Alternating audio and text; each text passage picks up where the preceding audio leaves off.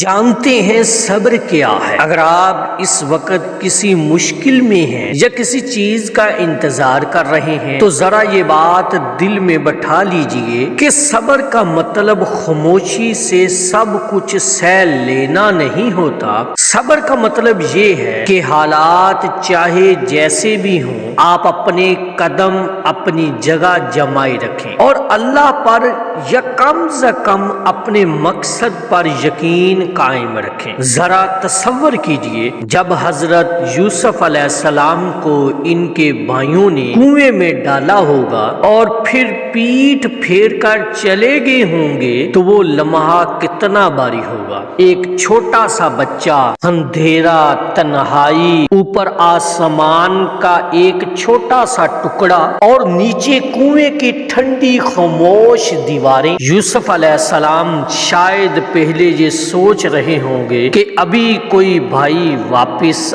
آ جائے گا، شاید رسی لینے گیا ہو، شاید مجھے ڈرانے کے لیے یہ سب کیا ہو۔ پھر خیال آیا ہوگا کہ ایک بھائی تو ایسا تھا جس کے ساتھ میں نے اکٹھے کھانا کھایا تھا، وہ تو ضرور رحم کرے گا۔ لیکن وقت گزرتا گیا، سورج ڈل گیا، شام نے اپنے سائے پھیل دیے، پرندے گھونسلوں کی طرف لوٹ گئے اور یوسف علیہ السلام اسی کنویں میں ایک پتھر پر بیٹھے کبھی اپنے بھائیوں کو یاد کرتے، کبھی بنیامین کو، کبھی اپنے شفیق والد حضرت یعقوب علیہ السلام کو۔ کبھی دل میں خیال آتا ہوگا کہ شاید کوئی قافلہ اسی طرف سے گزرے، شاید کوئی آواز سن لے، شاید کوئی مجھے یہاں سے نکال لے۔ انسان کسی کی کہی ہوئی آخری بات بار بار سوچتا ہے کیونکہ وہ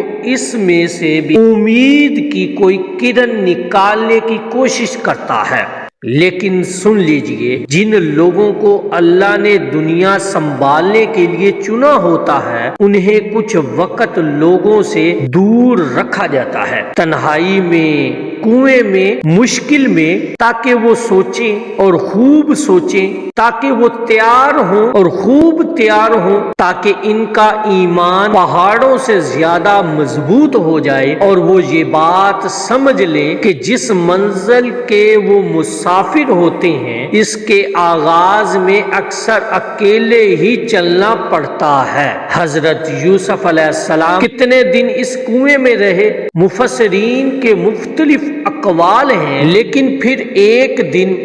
قافلہ آ گیا۔ عربی میں قافلے کو سیارہ کہا جاتا ہے، لیکن وہ صرف قافلہ نہیں تھا، وہ خوشیوں کی گاڑی تھی، کامیابی کی بس تھی، ایک منزل سے دوسری منزل لے جانے والی ٹرین تھی، ایک بلندی سے دوسری بلندی تک پہنچانے والا طیارہ تھا، وہ موت سے زندگی کی طرف لے جانے والی سواری تھی اور بالآخر گاڑی آ ہی گئی۔ اب ذرا یہ بات اپنے اوپر لا کر دیکھیں، ممکن ہے اس وقت آپ کی زندگی میں اکتاہٹ ہو، تھکن ہو، دل بیٹھ گیا ہو، کام سے، رشتوں سے، دوڑ سے، سفر سے اب خود کو کوس رہے ہوں کہ میں آگے کیوں نہیں بڑھ پا رہا، منزل کیوں نظر نہیں آ رہی، میں اس مصیبتوں کے کنویں سے باہر کیوں نہیں نکل رہا۔ آپ کو لگتا ہو کہ میری زندگی کی گاڑی کے تو چاروں ٹائر پنچر ہو چکے ہیں، یہ ایک ہی جگہ رکی ہوئی ہے اور آپ سوچ رہے ہوں کہ دوسری گاڑی کب آئے گی جس کے ٹائر سلامت ہوں اور جس میں بیٹھ کر میں پرسکون سفر کر سکوں۔ تو بس تھوڑا صبر کر لیجئے، مجھے معلوم ہے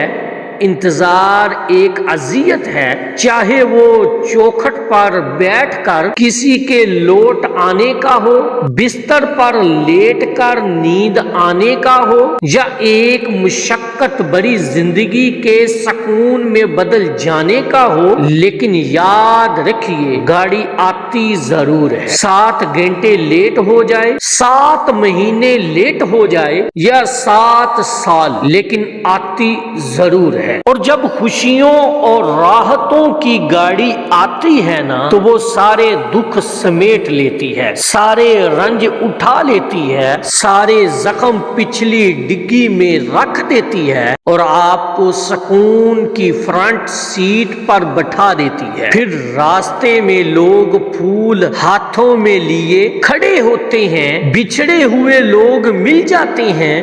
پرانے غم دھل جاتے ہیں اور آنکھوں میں نور واپس آ جاتا ہے۔ بس ایک کام کیجئے، کلمہ کن کا انتظار کیجئے اور یہ امید رکھیں کہ رب محبت آپ کی طرف بھی ایک دن خوشیوں کا قافلہ بھیج دے گا۔ اور فرض کریں اگر دنیا میں وہ خوشیاں نہ بھی دیکھ سکیں، اگر مکمل سکون یہاں نصیب نہ ہو، تب بھی رب کے فیصلوں پر راضی رہیں، کیونکہ خود